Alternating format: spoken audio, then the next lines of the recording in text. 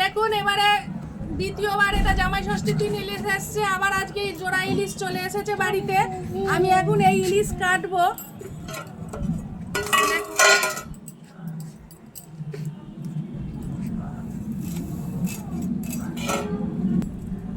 দাদা নাও, দাদা নাও, ইলিশ মাছ নেবে? ধরো ধরো ধরো ধরো ধরো, ইলিশ মাছ ধরো, ইলিশ মাছ ধরো। ধরে পেলো, ধরে পেলো, ধরে পেলো, কোনো ভয় নেই, ধরে পেলো, আমি কাটবো, ধরে পেলো, ধরে পেলো ইলিশ মাছ। ধরো ধরো ধরো, না ইলিশ মাছ নাও নাও।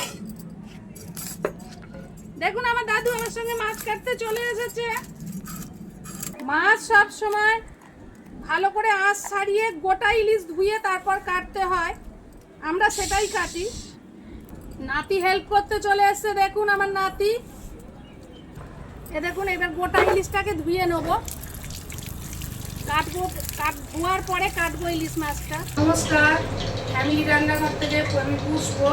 আজ আমি প্লেন পাতলা দেখুন ইলিশ মাছ এবং আলু দিয়ে পাতলা ঝোল করে দেখাবো আপনাদের আমি আজকে।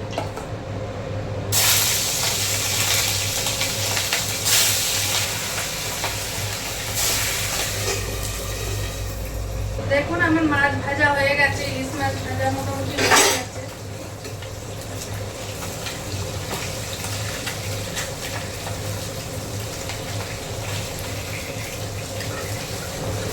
দেখুন মাছগুলো আমি তুলে নিচ্ছি।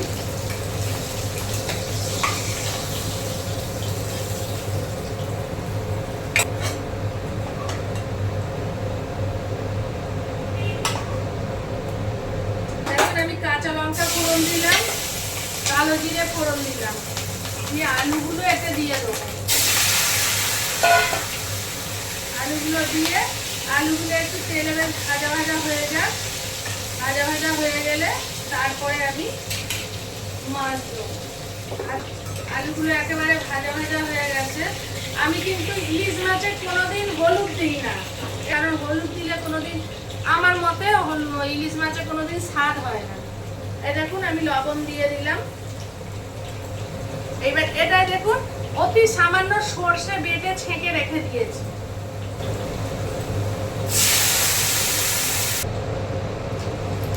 পাতলা ঝোল যেহেতু, এইবার আমি এটা আলুটাকে সেদ্ধ হতে দেবো। আলুটাকে সিদ্ধ হলে তারপরে মাছটা দেবো। আলু মোটামুটি সিদ্ধ হয়ে গেছে, এবার আমি মাছগুলোকে দিয়ে দেবো।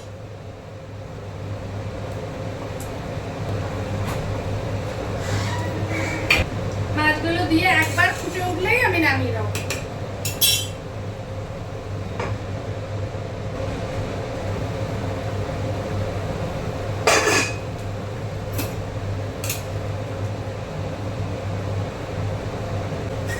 আর একটু হোক মাছগুলো।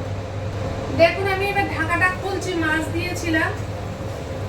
আমার রান্নাটা কমপ্লিট। ইলিশ মাছের পাতলা ঝোল, এটা কাঁচকলা দিয়েও খুব ভালো হয়, আমি আলু দিয়ে করেছি। আমি এই ঝোলটা ঢেলে ফেলছি। দেখুন দেখুন ইলিশ মাছের পাতলা ঝোল কালো জিরে কাঁচা লঙ্কা ফোড়ন দিয়ে। এই রেসিপিটা যদি আপনাদের ভালো লেগে থাকে আগে করে খাবেন।